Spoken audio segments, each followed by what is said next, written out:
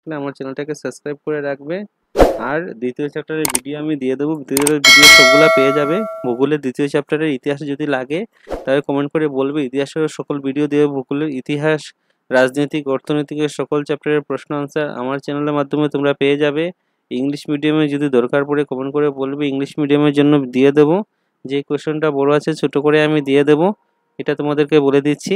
আমার ভিডিওটা দেখতে থাকবে, আমার চ্যানেলটা দেখলেই তোমরা সকল কোয়েশ্চেন আনসার পেয়ে যাবে। সায়েন্সেরও পাবে, ম্যাথসেরও পাবে, সকল সাবজেক্টের তোমরা পেয়ে যাবে। চলো শুরু করা যাক আজকের ভিডিও। দেখুন দ্বিতীয় অধ্যায় ভূগোল, দ্বিতীয় খণ্ড ভূগোল, ভূপৃষ্ঠের পরিবর্তন, প্রথম অধ্যায়, পাঠ্যপুস্তকের প্রশ্ন উত্তর। প্রথম প্রশ্ন, ভূপৃষ্ঠে মহাদেশ ও মহাসাগরের বিতরণের একটি আভাস দাও। কি বলেছে দেখো, মহাসাগর কোন জায়গাতে আছে, মহাদেশ কোন জায়গাতে আছে, একটা লেখার জন্য বলেছে। কি বলেছে দেখো আনসারটা, সৃষ্টির প্রথম অবস্থায় পৃথিবী ছিল এক উত্তপ্ত মণ্ডল। পৃথিবী প্রথম কি ছিল, উত্তপ্ত ছিল। ইহার পরবর্তী সময়ে ক্রমশ শীতল ও ঘনীভূত হইয়া তরল অবস্থায় আসে। অবিরাম তাপ বিকিরণ করিয়া পৃথিবী ক্রমশ শীতল সংকুচিত হয় এবং সংকোচনের ফলে ভূপৃষ্ঠের গায়ে উঁচু নিচু আবরণ সৃষ্টি হয়। এই সময়ে আদিম পৃথিবীতে গ্যাস ও বাষ্প শীতল ও ঘনীভূত হইয়া অবিশ্রান্তভাবে বৃষ্টি আরম্ভ হয়।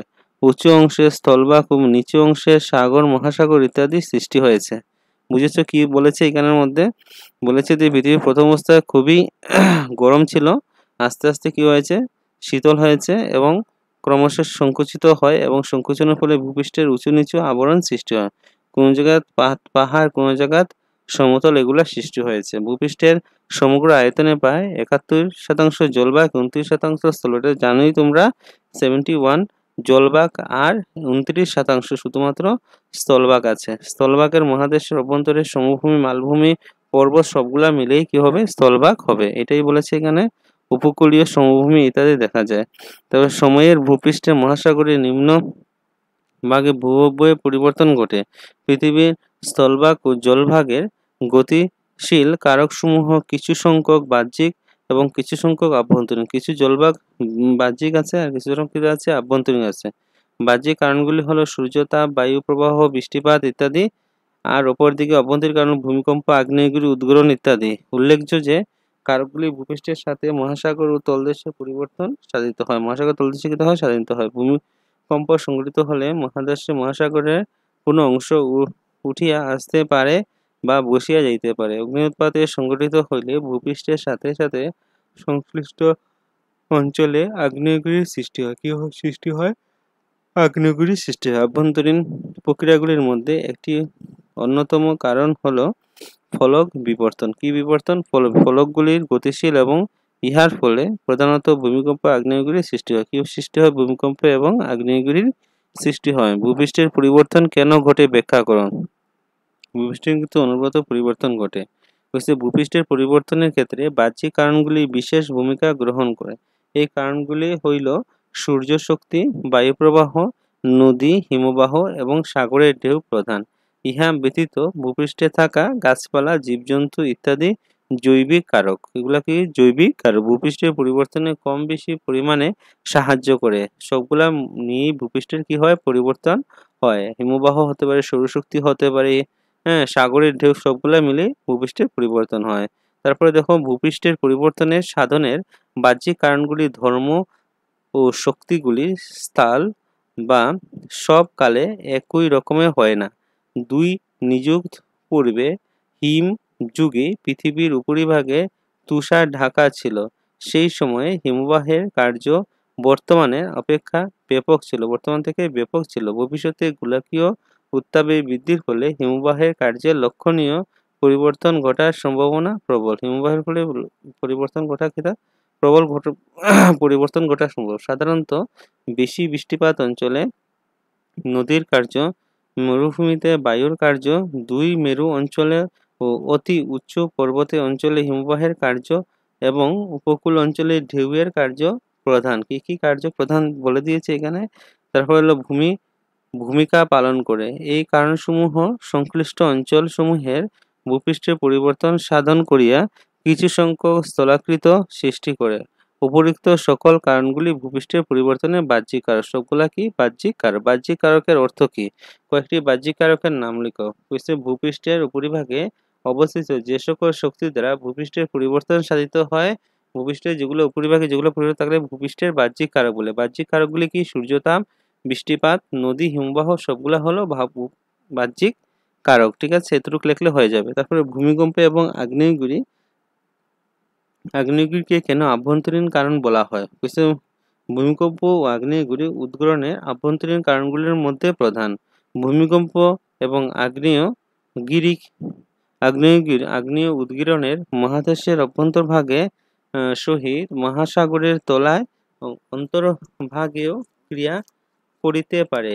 এই কারক দুইটি ভূপৃষ্ঠের সাথে মহাসাগরের তলার ভাগকে অসমান করিয়া রাখতে সাহায্য করে। ভূমিকম্প হইল মহাদেশ ও মহাসাগরের নিম্নভাগের কোন অংশে উঠিয়া আসতে অথবা বসিয়া যায়। আগ্নেয়গিরি সংঘটিত হইলে ভূমিকম্প হয় এবং সংশ্লিষ্ট স্থানে আগ্নেয়গিরির সৃষ্টি হয়। ভূমিকম্প ও আগ্নেয়গিরি উদ্গীরণে ভূপৃষ্ঠে মহাসাগরের নিম্নভাগে ক্রিয়া করে বলিয়া এই দুটি অভ্যন্তরীণ কারণ বলা হয়। এগুলা কি হলো? অভ্যন্তরীণ কারণ। তারপরে দেখো, নদী অববাহিকা বলতে কি বুঝো? দুটি নদী অববাহিকার নাম করো। দেখছো চিত্র দেখো। প্রধান নদী, উপনদী, শাখা নদী, জল বিভাজিকা, নদীর অববাহিকা। কি বলেছে দেখো? ছোট বড় সকল নদী, উপনদী, শাখা নদী ইত্যাদির মাধ্যমে একটি অববাহিকার সৃষ্টি করে। অর্থাৎ অববাহিকা হইল একটি অঞ্চলের একটি অঞ্চলে যে স্থান বা অঞ্চলের হইতে ছোট বড় উপনদীর মাধ্যমে বৃষ্টির জল বা অন্যান্য জল উৎস হইতে জল সংগ্রহ করে। উপনদী কি? ব্রহ্মপুত্র দুটি উপনদীর নাম লেখো। বলছে পাহাড় পর্বতের উচ্চ অংশে জমাকৃত বরফের জল, বৃষ্টির জল ভূগর্ভ হইতে নির্গত হয়। নির্গত জল ছোট বড় জলাধারে অববাহিকা অঞ্চলে আসিয়া জমা হয় এবং একত্রে নদীর সৃষ্টি করে। মূল নদীকে জল যোগান ধরে এই সকল জলাধারেই হইল উপনদী। ব্রহ্মপুত্রের দুটি উপনদীর নাম হলো পাগলাদিয়া, সুবর্ণশির। নদীর খনন কার্যের একটি আভাস দাও। নদীর খনন কার্য কিভাবে হয়? নদীর খনন কার্য চারটি প্রক্রিয়া খনন কার্য সম্পন্ন করে। এটা হলো জলপ্রবাহ জনিত ক্ষয়। নদীর জলপ্রবাহ যখন নদী খাতে পাশের তলদেশে প্রবল আঘাত করে তখন কি হয়? ক্ষয় হয়। অবঘর্ষণ জনিত ক্ষয়। নদীবাহিত বৃহদাকার শিলাখণ্ড নদীর তলদেশে পার্শ্ব ঘর্ষণ করিয়া অগ্রসর হয়, ইহার ফলে ক্ষয় কার্য হয়, ইহাকে অবঘর্ষণ ক্ষয় বলে। তারপরে ঘর্ষণজনিত ক্ষয়। নদীবাহিত বড় বড় শিলাখণ্ড একটি অপরটির সহিত সংঘর্ষের ফলে প্রথমে ক্ষুদ্র ক্ষুদ্র প্রস্তরখণ্ড বা পরে ক্রমশ বালুকাময় পরিণত হয়, ইহাকে শিলাখণ্ডজনিত ক্ষয় বলে। দ্রবণজনিত ক্ষয়। যে সকল বস্তু জলে দ্রবীভূত হয় ইহার জলস্রোতে নিজে ক্ষয়প্রাপ্ত হয়। নদীর পাথর, চুনাপাথর, লবণ ইত্যাদি দ্রবীভূত হয়। এই প্রকার ক্ষয়কার্যকে দ্রবণজনিত ক্ষয় বলে। নদীর পার্শ্ব খনন বলতে কি বুঝো? নদী উচ্চগতি খাড়া ঢাল হইতে নিম্ন অঞ্চলে প্রবেশ করিবার পর ইহার খনন কার্য পরিবর্তন ঘটে। সমভূমি অঞ্চলে নদীর গতিবেগ হ্রাস পায় এবং স্রোতে বাহিত পলি ক্রমশ জমা হইতে থাকে। ইহার ফলে নদীর গভীরতা কমে আসে। গভীরতা কমে আসার ফলে জলবাহিত হইবার জন্য নদী দুই তীরে খনন কার্য চালাইয়া গতিপথে প্রশস্ত করার চেষ্টা করে। এই প্রকার খনন কার্যকে পার খনন বা পার্শ্ব খনন বলে। তারপরে তো অশ্বক্ষুরাকৃতির ক্ষুরাকৃতি হ্রদ কি? চিত্রের সাহায্যে বুঝিয়ে লেখো। নদীর মধ্যগতির শেষের দিকে অসংখ্য বাঁকের সৃষ্টি করে। কোনো কোনো সময় এই দুটি বাঁক খুব কাছাকাছি আসিয়া পড়ে। এইরূপ ক্ষেত্রে বাঁক দুটি মধ্যবর্তী অংশে ক্ষয়প্রাপ্ত হইয়া জোড়া লাগিয়া যায় এবং মূলধারার ওই অংশ প্রবাহিত হইতে আরম্ভ করে। ইহার ফলে বাঁকের বিপরীত অংশে মূল নদী হইতে বিচ্ছিন্ন হইয়া অশ্বক্ষুরা আকৃতি হ্রদে পরিণত করে। তারপরে প্লাবন ভূমি কি? ইহা কিভাবে সৃষ্টি হয়েছে? কিন্তু সমভূমি অঞ্চলে নদীর গভীরতা ক্রমশ হ্রাস পায়। বর্ষাকালে অতিরিক্ত জল নদীতে আসিয়া পড়িলে নদী তাহা ধরিয়া রাখতে পারে না। নদীর জল উপসাইয়া দুই তীরে ছড়িয়া পড়ে, বন্যার সৃষ্টি করে। বন্যাবাহিত পলি নদীর দুই পাশে বিস্তীর্ণ অঞ্চলে থিতাইয়া পড়ে এবং ধীরে ধীরে প্লাবনভূমির সৃষ্টি করে। যেমন নিম্নগঙ্গা সমভূমি এবং ব্রহ্মপুত্র উপত্যকা অঞ্চলে এইরূপ প্লাবনভূমি দেখা যায়। নদীর গতিপথে কোথায় কিভাবে বালুচর সৃষ্টি হয় লিখো। বালুচর মনস বালির পাহাড়। সমতল ভূমিতে নদীর স্রোত ক্রমশ মন্থর হইয়া পড়লে নদীবাহিত বালি, কর্দমা ও পলি নদীর বুকে জমা হয়। নদীর দ্বারা পরিবহন করা এই সকল পদার্থ নদীর উপত্যকা ও মোহনা অঞ্চলে বিভিন্ন অব্যয়ের সৃষ্টি। ইহার মধ্যে বালিচর অন্যতম। নদীর বালিচরগুলি কখনো বা নদীর মধ্যে, আবার কখনো নদীর আশেপাশে গড়িয়া ওঠে। এই বালিগুলি অস্থায়ী। বর্ষার প্রবল স্রোত বালিচরগুলিকে ভাসিয়া লইয়া যায়, আবার কখনো বিভিন্ন আকৃতি ধারণ করে। তারপরে দেখো 12 নম্বর প্রশ্ন, বুদ্ধি কিভাবে সৃষ্টি হয়? নিম্ন গতিতে নদীর প্রধান কাজ সঞ্চয় বা অবক্ষেপণ। তারপরে এই সময় নদীর গতিবেগ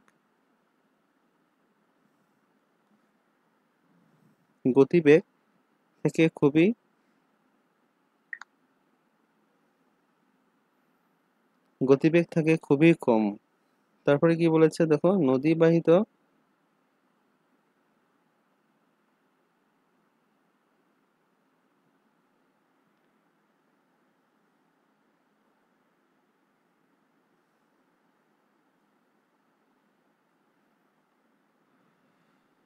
মোহনার কাছে নদীবাহিত কাঁকড়, বালি, পলি প্রভৃতি মোহনার কাছে সমুদ্র বা হ্রদে জমিতে থাকে। ফলে নদী মোহনার কাছে মাত্রাহীন বা বইয়ের মতো এক ত্রিকোণাকৃতি দ্বীপের সৃষ্টি হয়।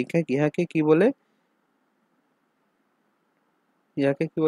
দ্বীপ বলে, বদ্বীপ বলে। ইহাকে কি বলে? বদ্বীপ বলে। তারপরে দেখো, যেমন পশ্চিমবঙ্গ বাংলাদেশের দক্ষিণে গঙ্গা ব্রহ্মপুত্র নদী গঠিত সুন্দরবনের বদ্বীপ এবং নীল মিসিসিপি প্রভৃতি নদীর বদ্বীপ পৃথিবী বিখ্যাত বদ্বীপ। তারপরে নেক্সট প্রশ্ন, মরুভূমিতে বায়ুর ক্রিয়া কেন প্রবল হয় লিখো। মরু অঞ্চলে প্রবল বেগে বায়ু প্রবাহিত হয়। এই অঞ্চলে কোনো বনভূমি বা গাছপালা থাকে না। মরুভূমি অঞ্চলে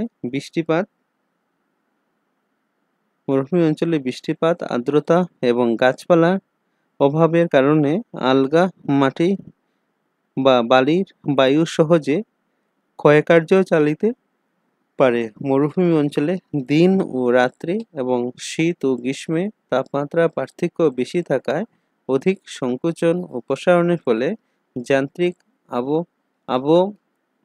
আবহবিকারের প্রভাবে শিলা সহজেই চূর্ণ বিচূর্ণ হইয়া বালিতে পরিণত হয়। ফলে বায়ুর ক্ষয়কার্যের সুবিধা হয়। বায়ু এক স্থান হইতে অন্য স্থানে প্রবাহিত হয়। অবনমন বলতে কি বুঝো? অবনমন বলতে মরুভূপৃষ্ঠে উদ্ভিদের আবরণ ও অতিশয় কম হওয়ায় বাতাস সহজে ধূলাবালি এক স্থান হইতে অন্য স্থানে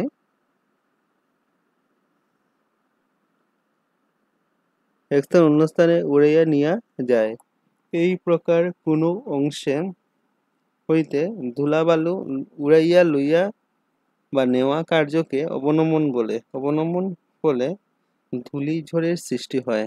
বালিয়াড়ি কিভাবে সৃষ্টি হয়? অবনমনের ফলে মরুভূমিতে ধূলার ঝড়ের সৃষ্টি হয়। ধূলাবালি যে স্থানে জমা হয় সেই স্থানের ভূপৃষ্ঠে বা মরুপৃষ্ঠের ক্রমশ উঁচু হইয়া উঠে এবং ছোট ছোট পাহাড় বা রূপে ধারণ করে। এগুলোকে কি বলে? বালিয়াড়ি বলে। ইনসেলবার্গ কি? ইনসেলবার্গ শব্দটি জার্মান শব্দ হইতে আসিয়াছে। ইহার অর্থ হলো দ্বীপের শৈল।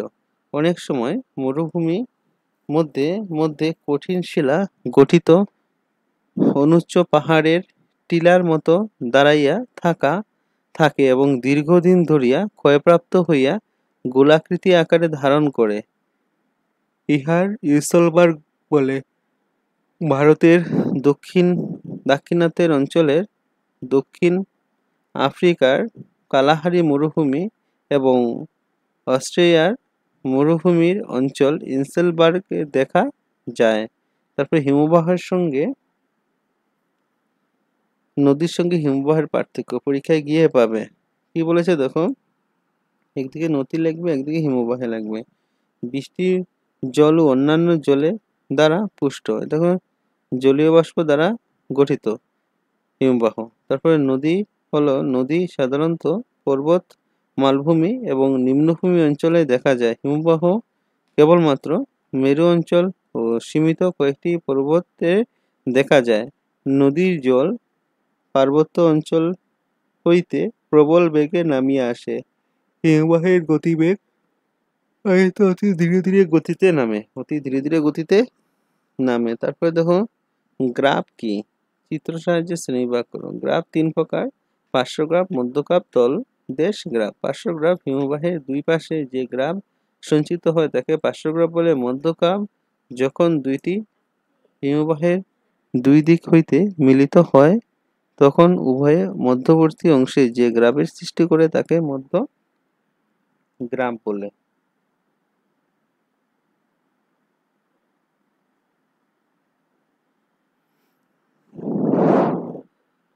তারপরে তলদেশ গ্রাফ, হিমবাহের তলদেশে সঞ্চিত হইয়া যে গ্রাফ তৈরি হয় তাকে তলগ্রাফ বলে। হিমবাহের ক্রিয়ার ফলে শঙ্কু আকৃতির শৃঙ্গের সৃষ্টি কিভাবে হয় লিখো। হিমবাহের দ্বারা প্রবাহিত পদার্থের দ্বারা ঘটা প্রবল সংঘর্ষের বা ঘর্ষণের ফলে গতিপথ গভীর খাড়া হয়। কোনো কোনো পর্বতের গাত্র বাহিয়া পৃথক পৃথক একাধিক হিমবাহ নামিয়ে আসে পারে।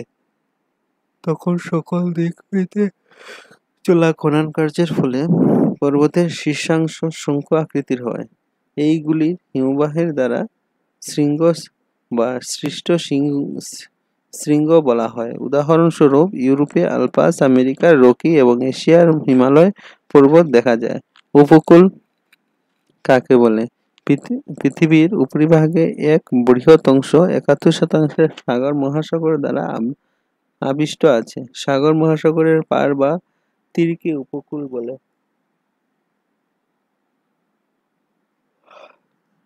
নেক্সট প্রশ্ন, বালিতট কি? অবিরত ক্রিয়া করিয়া থাকা ঢেউ উপকূলের তটের অংশে জমা হইয়া যে ঢালযুক্ত আবরণ সৃষ্টি করে তাকে বালিতট বলা হয়। সাধারণত সাগরের উত্তাল তরঙ্গ এবং ফিরিয়া আসা ঢেউয়ের মিলিত ক্রিয়ার ফলে এই প্রকার অব্যয় গড়িয়া ওঠে। নেক্সট প্রশ্ন, সাগর মহাসাগরের ঢেউ উপকূল ভাগে কি ধরনের পরিবর্তন সাধন করে সংক্ষেপে লিখুন। উপকূল অঞ্চলে একাধিক বাহ্যিক কারক ক্রিয়া করে। এই কারকসমূহের মধ্যে বৃষ্টিপাত এবং বায়ু সাগরের ঢেউ এবং প্রধান ভূমিকা পালন করে। সাগরের ঢেউ আহরণ ক্রিয়া করিয়া উপকূল অঞ্চলে ব্যাপক পরিবর্তন সাধন করে। অবশ্য ঢেউয়ের প্রভাবে উপকূলের ভূতত্ত্ব গঠন, নিকটবর্তী সাগর ও গভীর নদী, উপস্থিত বাতাস ক্রিয়া, উপকূল উদ্ভিদ আবরণ ইত্যাদির উপর ঢেউয়ের ধর্ম প্রবল্য নির্ভর করে। ঢেউয়ের ক্রিয়ার ফলে সাগর মহাসাগরের উপকূলে বিশেষ কিছু সংখ্যক আবরণ সৃষ্টি হয়। উপকূল ভাগে গ্রানাইট, বেসাল্ট ইত্যাদি কঠিন শিলা দ্বারা গঠিত সাগরের ঢেউ সেই স্থানে খাড়া দেওয়ালের সৃষ্টি করে। এই ধরনের উপকূলকে সাধারণত অমসৃণ হয়। অবিরত ঢেউয়ের কার্যের ফলে বিষুবরেখা সমুদ্রতটে খাড়া উপকূলের সৃষ্টি করে। নেক্সট প্রশ্ন দেখো, নদী, বালুতট, নদী, হিমবাহ, এগুলো লাগবে না, বেশি কমন নেই। এটা এক্সট্রা প্রশ্ন।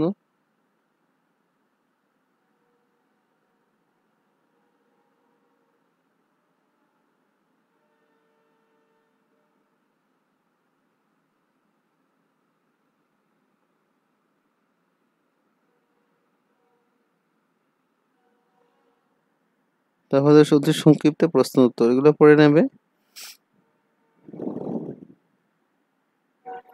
নদীর গতি ও কোট কয়টি, সবগুলা পড়ে নেবে পজ করে। তারপর শুদ্ধ উত্তরগুলো ভালোভাবে পড়ে নেবে। নদীর খনন কার্য কবে সংঘটিত হয়? উচ্চ গতিতে বালুচর কোথায় দেখা যায়? নদীতে দেখা যায়। তারপরে শূন্যস্থান পূরণ আসতে পারে এমসিকিউ টাইপের। ভিডিওটা ভালো লেগে থাকলে একটা লাইক করে দেবে। চ্যানেলটা নতুন দেখে থাকলে সাবস্ক্রাইব করে বেল আইকনটা বাজাতে কিন্তু ভুলবে না। সকলের সাথে বেশি বেশি করে শেয়ার করে দেবে। আর কি ধরনের ভিডিও দরকার কমেন্ট করে বলবে।